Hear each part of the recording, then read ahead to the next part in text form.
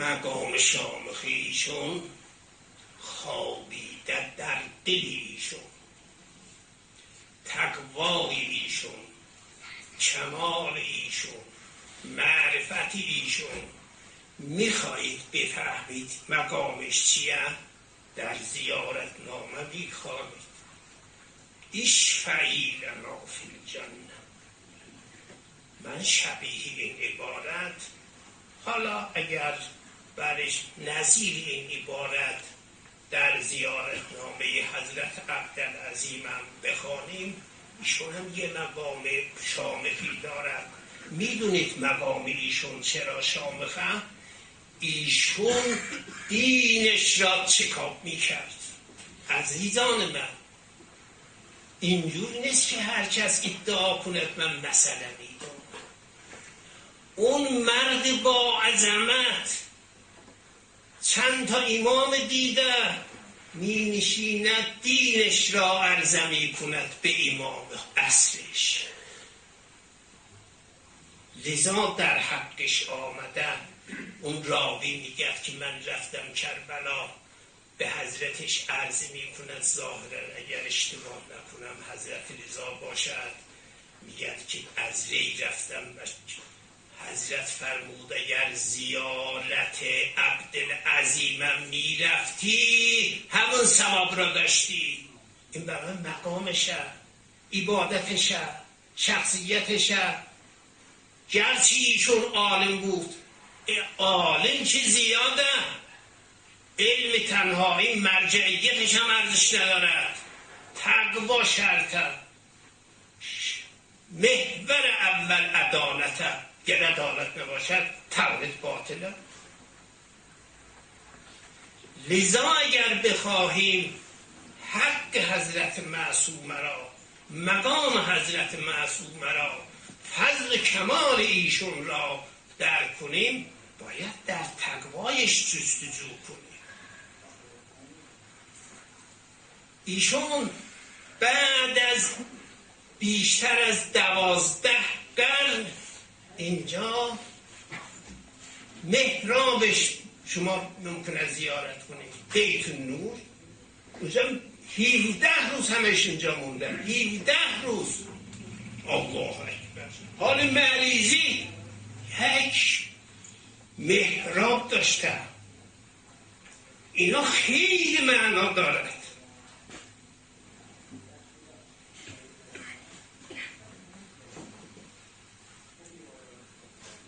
انسان خجالت میکشد خودش را بگد. من مثلا حقایقی که ائمه ما در اختیار ما گذاشتن، ما عامل اون هستیم.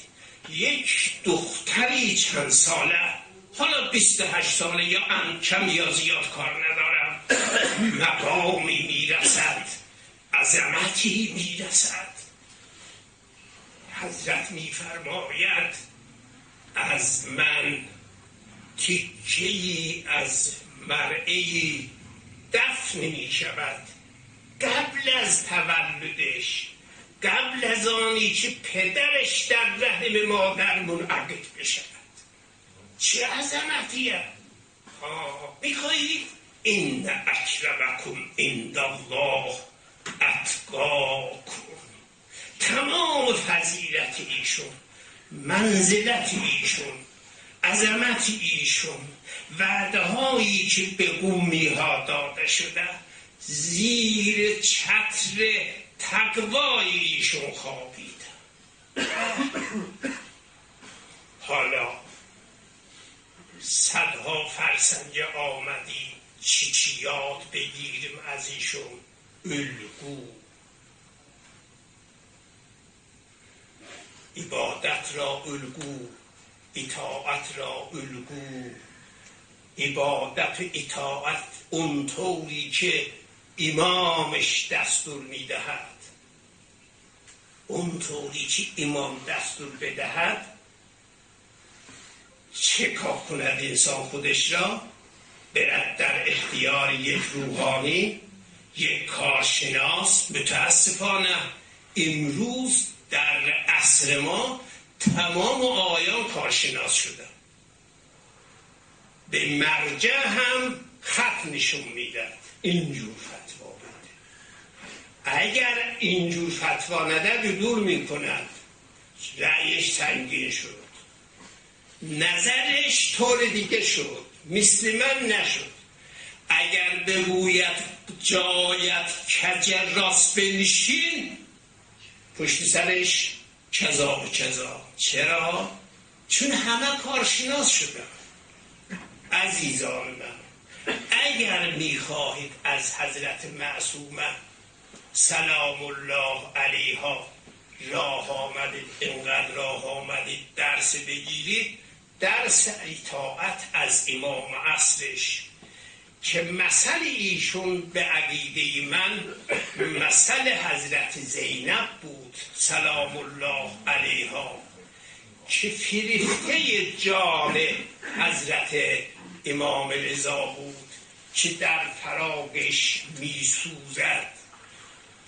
بعد از آنی که ایشون را به حکم مأمون میبرند به خراسان، 1 سال انتظارش میکشد.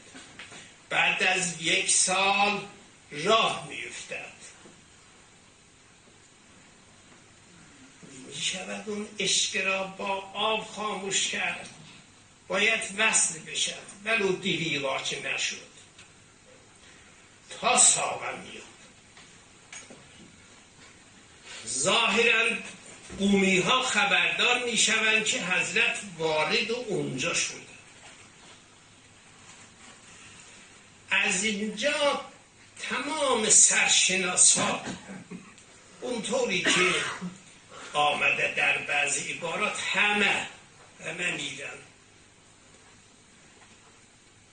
درخواست میکنن اجلال نزول قم را، چون قبول میکنند. ولی گویند موسی بن خزرج یکی از محدثینند. شیخ هم در بعض روایات را در تهذیب و استکثار به سند او روایتی دارد آوردن.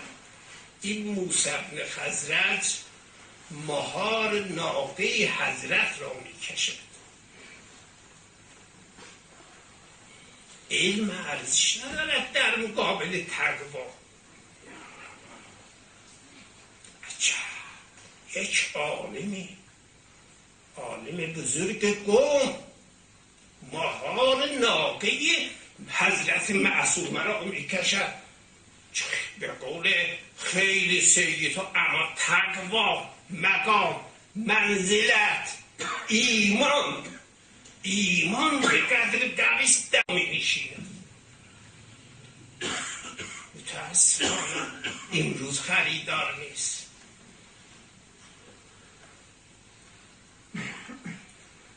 اون میاد 17 روز در اینجا میماند، مریض میشود، جان به جان آفرین تسلیم میکنه.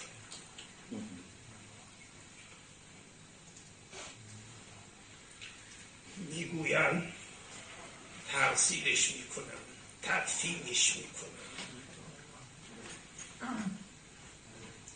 وقتی که به مقام تدفین میرسن،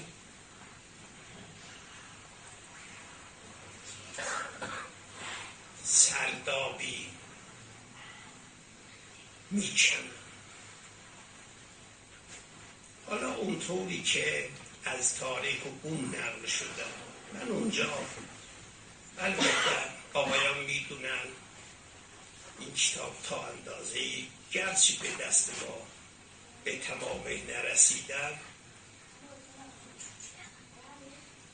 از عده‌ای از علما از جمله ایشون، ابن ولی، دیگران، مرحوم مجلسی این داستان را نقل می‌کند. ممکنه برای شما سنگین بیاد،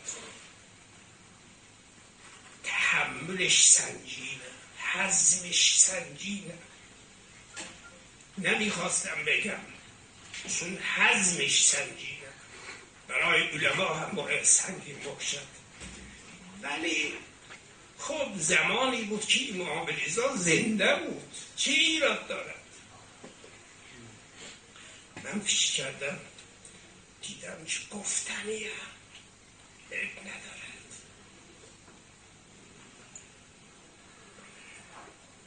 بسلام.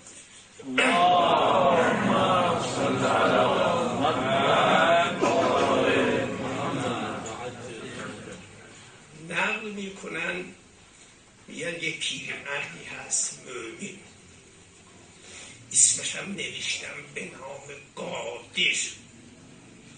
برید اون پیرمرد را بیارید، حضرتش را ببرد به قبرش. در این گیردار میبینن 2 نفر نگاهدار آمد. عرض میکنم سنگینه، مشکله. ما اونی که داریم در ائمه هست. امام معصوم را میگن که کارش را امام، بله خوب چه ایراد دارد؟ به عشق حضرتش صدها فرسنگ راه افتاده آمده. چه میشد حضرتم از این مرو بیاد قوم، از این ری بیاد قوم، یعنی از خراسان، اینجور بگم از خراسان بیاد قوم، مشکل. میگم میام نمازش میخوانن، دفنش میکنن، بعد غیبش میکنن. گرچه سخت عرض کردم هضمش، اما با وجود حیات، در حیات امام رضا بوده رحلت بانو، چی ایراد دارد برای دفنیشون نمازیشون قدم رنجه کند؟ اونا برای من شما میان، اونا در حال جون دادن شما ها خواهد آمد.